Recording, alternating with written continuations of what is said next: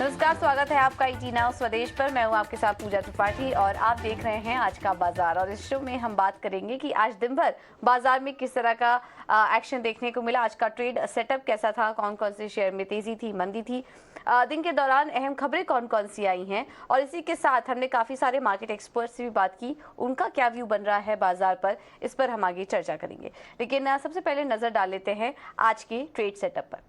और आज हम देख रहे हैं कि बाजार में लगातार तीसरे दिन तेजी देखने को मिल रही थी, लेकिन फिर मार्केट बंद होते होते ऊपरी स्तरों से गिरावट देखने को मिली। 18,100 के लेवल को हम छूने की कोशिश कर रहे थे, लेकिन आखिरी एक घंटे में बाजार ऊपरी स्तरों से नीचे आया। निफ्टी केवल 20 अंक चढ़कर बंद हुआ और बैंक निफ्टी तो लाल निशान में आ चुका, जिसने कि पूरे मार्केट को ड्रैग किया। बड़े दिग्गज बैंकिंग काउंटर में कमजोरी देखने को मिली और बैंक निफ्टी 100 अंक नीचे गिरकर बंद हुआ। और ऊपरी स्तरों से अगर बात करेंगे तो करीब 350 अंकों की गिरावट के साथ बैंक निफ्टी में आज क्लोजिंग देखने को मिली। लेकिन वहीं दूसरी तरफ आईटी, मेटल और रियल्टी शेयरों की खरीदारी से सपोर्ट मिला। अब आगे आपको बताते हैं कि आज कौन कौन से स्टॉक्स में तेजी थी। तो आज निफ्टी की बात करें तो ओएनजीसी में आज शानदार 5% तक की तेजी देखने को मिली और आउटलुक काफी बेहतर थे। इसके अलावा विंडफॉल टैक्स की भी बात हो रही थी, इसके चलते वहां पर कटौती की बात हो रही थी, जिसका कि सबसे बड़ा बेनिफिशियरी है ओएनजीसी, और जिसके चलते हमने 5% से ज्यादा की तेजी स्टॉक में देखी। टेक महिंद्रा में लगातार तेजी बरकरार है। पिछले 2 दिनों में अगर हम देखेंगे तो स्टॉक करीब करीब 100 अंकों से ज्यादा की तेजी दिखा चुका है और आज भी 6% ऊपर था। अपोलो हॉस्पिटल, यहाँ पर कुछ पॉजिटिव ब्रोकरेज हाउस की रिपोर्ट्स आई, जिसके चलते 3% की मजबूती यहाँ पर थी। और नेस्ले भी आज नतीजे और नतीजों के बाद शानदार तेजी, करीब 2% की तेजी के साथ आज नेस्ले में भी क्लोजिंग देखने को मिली, क्योंकि नतीजे जो थे वो अनुमान के मुताबिक देखने को मिले हैं। अब बात करते हैं गिरने वाले शेयरों की। तो आज बीपीसीएल था आज का टॉप लूजर। इसके अलावा HDFC life, MNM, Bajaj finance और एचयूएल, इन तमाम स्टॉक्स में हल्की आज नरमी देखने को मिली। इसके अलावा कुछ और स्टॉक्स पर नजर डालें, top gaining stocks mid cap space में, तो आज भारत डायनामिक्स में काफी ज्यादा एक्शन था। इस वक्त हम देख रहे हैं कि जितने भी तमाम डिफेंस स्टॉक्स हैं वो चल रहे हैं। काफी सारे डील्स हो रही हैं इस स्पेस को लेकर, काफी सारे करार भी हो रहे हैं और उसके चलते हम देख रहे हैं कि आज भारत डायनेमिक्स 12% ऊपर था।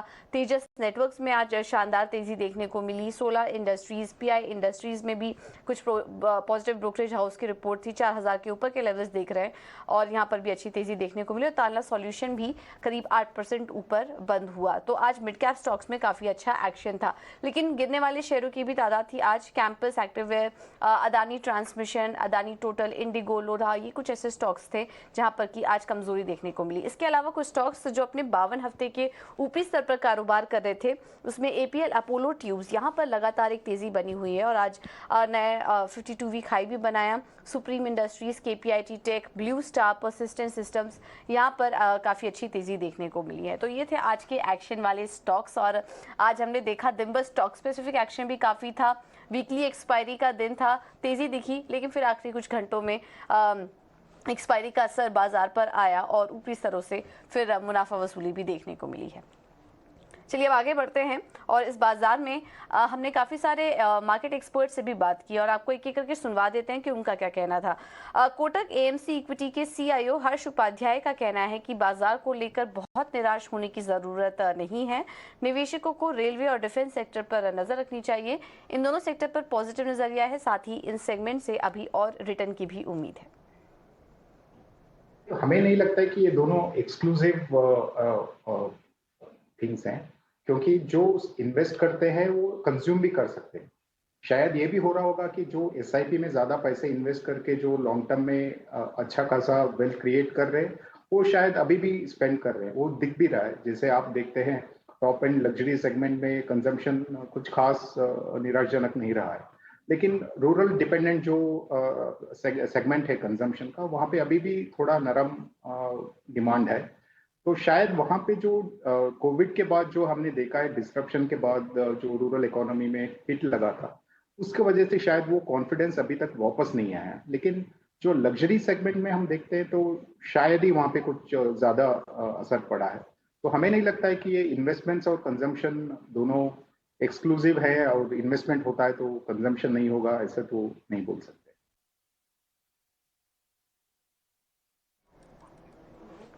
और दिग्गज निवेशक रमेश दमानी ने हमसे खास बातचीत में कहा कि चीन के मुकाबले भारत की जीडीपी बढ़ाने की चुनौती है। I believe so, and I'm positioned for it to do that way. But I think you need to understand the intellectual reasons why there's a band of people who seem so bullish in India, and I include myself one of them. Despite all the current imbroglio that's going on with other parts of corporate India or the sluggishness of the economy, the poor earnings season that we went through, every bull market has a reason, as you know.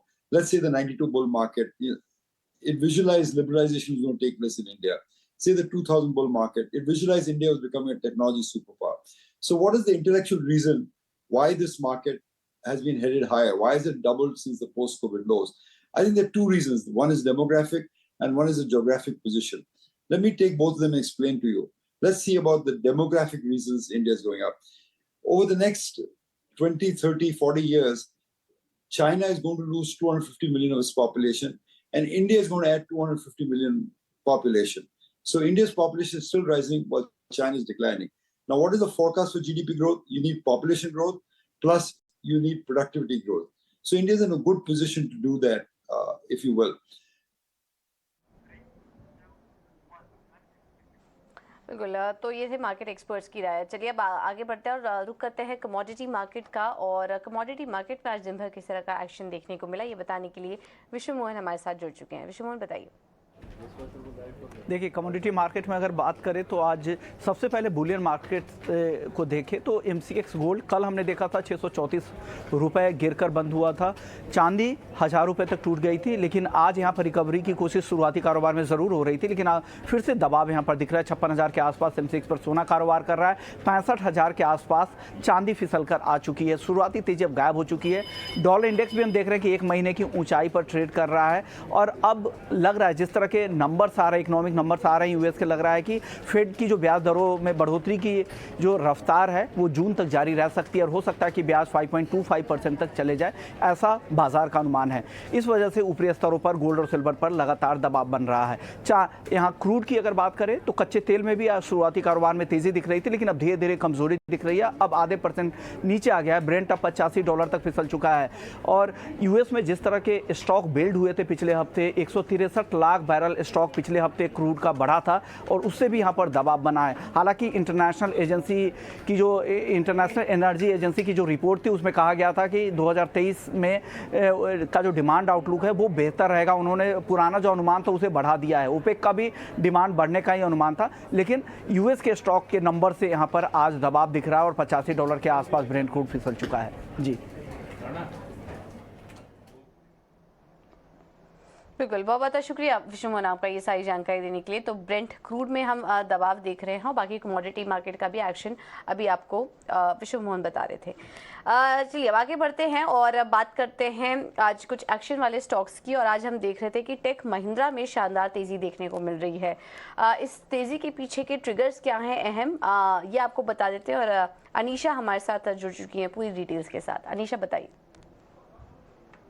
Take Mahindra पिछले 2 दिनों से काफ़ी तेज़ी में है। कोई नई खबर नहीं है, बट ये स्ट्रीट को पता है कि कंपनी का लीडरशिप चेंज होने वाला है। सो द CEO का सर्च, नए CEO का जारी है सर्च कमेटी द्वारा। एंड इसका टाइमलाइन हमें नहीं पता है, बट काफ़ी नाम उभर कर आ रहे हैं रिपोर्ट्स के द्वारा। हैविंग सेड दैट, जो लीडरशिप चेंज होता है IT कंपनीज के लिए काफ़ी इंपॉर्टेंट होता है। वेदर इन्फोसिस के केस में जब सलील पारेख का पूरा चेंज हुआ था, या थियरी डेलापोर्ट जब आए थे विप्रो में, हमने देखा था इन स्टॉक्स में री रेटिंग हुई थी। एंड इवन ऋषभ प्रेम जी का जब विप्रो में इन्वॉल्वमेंट बढ़ा था, तब भी हमने देखा था कि री रेटिंग हुई थी उस कंपनी की। तो इसलिए काफ़ी इंपॉर्टेंट है। शायद इसी को फैक्टर करते हुए हम काफ़ी तेज़ी देख रहे हैं स्टॉक में। वैल्यूएशन वाइज भी काफ़ी कंफर्ट है स्टॉक का, बिकॉज लास्ट ईयर ये सबसे ज़्यादा बीटन डाउन नेम में से था। 40% तक का कट देखा था हमने लास्ट ईयर। तो वैल्यूएशन कंफर्ट है, बिकॉज टेक महिंद्रा सिर्फ 17 टाइम्स फॉरवर्ड अर्निंग्स पर ट्रेड करता है। एंड अगर आप अपने मेजर IT कंपनी से कंपेयर करें, TCS या इन्फोसिस, ये ट्रेड करते हैं around 27 to 24 times. And even if you look at Wipro and HCL tech, जिनका थोड़ा ग्रोथ रेट लोअर था वो भी कम से कम 18-19 टाइम्स पे ट्रेड करते हैं, तो टेक महिंद्रा का वो अपसाइड है एंड मे बी वही कैचअप हम देख रहे हैं अभी स्टॉक में। बिल्कुल, बहुत बहुत शुक्रिया आपका अनिशा ये जानकारी देने के लिए। तो टेक महिंद्रा में नए सीईओ की खोज जारी है, नया मैनेजमेंट शामिल हो सकता है, इसकी वजह से हम स्टॉक में तेजी देख रहे हैं। आज ओएनजीसी के शेयर में भी शानदार एक्शन देखने को मिल रहा था और इसके पीछे की वजह क्या है ये बताने के लिए सौमित हमारे साथ जुड़ चुके हैं। सौमित बताइए।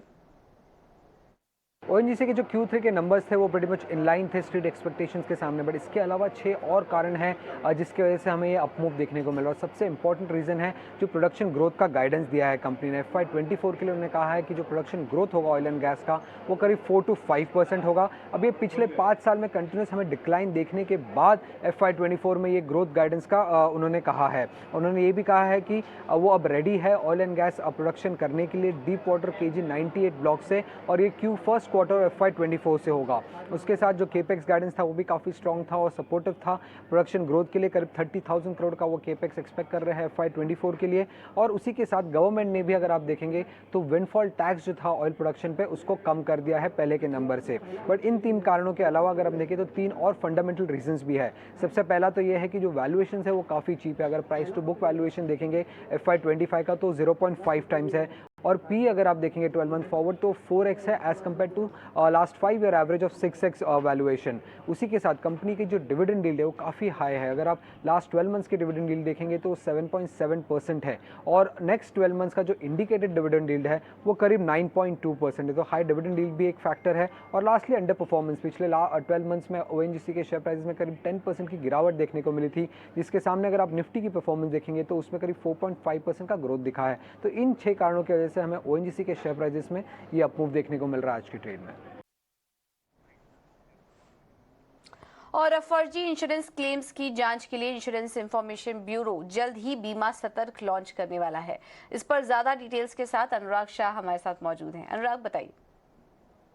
भारत के इंश्योरेंस सेक्टर के अंदर जो फ्रॉड क्लेम्स हैं उसकी जो संख्या है पिछले कुछ वर्षों में काफ़ी बढ़ोतरी हुई है, और करीब करीब 30,000 करोड़ का जो फ्रॉडुलेंट क्लेम्स है वो इंश्योरेंस सेक्टर में माने जाते हैं हर साल में। तो इसी पर एक अंकुश लगाने के लिए इंश्योरेंस रेगुलेटर IRDA का आम है इंश्योरेंस इन्फॉर्मेशन ब्यूरो, वो एक नया प्लेटफॉर्म लेकर आ रहा है बीमा सतर्क। ये B2B प्लेटफॉर्म होगा, यहाँ पर तमाम इंश्योरेंस कंपनियाँ मौजूद होगी, और इसका मकसद जो होगा वो फ्रॉडुलेंट क्लेम्स हैं, जो फर्जी क्लेम्स हैं उस पर रोक लगाना। इस प्लेटफॉर्म के जरिए तमाम इंश्योरेंस कंपनियां जो डेटा है वो एक्सचेंज कर पाएगी, पॉलिसी अंडरराइटिंग करते समय भी और क्लेम सेटलमेंट के वक्त भी। ये जो प्लेटफॉर्म होगा, एक और जो क्लेम एक्सचेंज की बात की जा रही है नेशनल हेल्थ अथॉरिटी और IRDA के द्वारा, तो उससे भी लिंक होगा। क्लेम एक्सचेंज के अंदर एक तरफ सभी हॉस्पिटल्स हैं और दूसरी तरफ इंश्योरेंस कंपनियां हैं। तो बीमा सतर्क का जो मकसद यही है कि जो फर्जी क्लेम्स होता है, जो क्लेम्स के अंदर डुप्लीकेशन होता है, उसको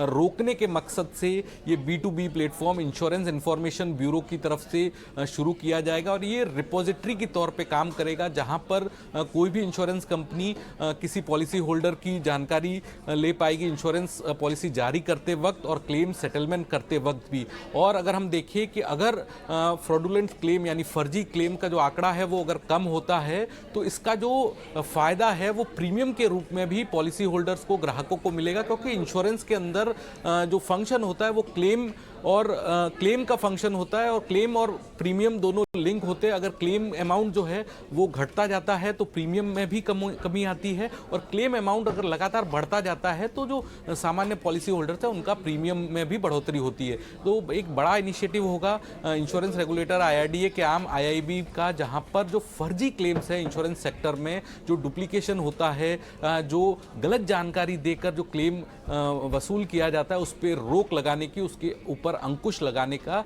मकसद से बीमा सतर्क प्लेटफॉर्म को तैयार किया जा रहा है।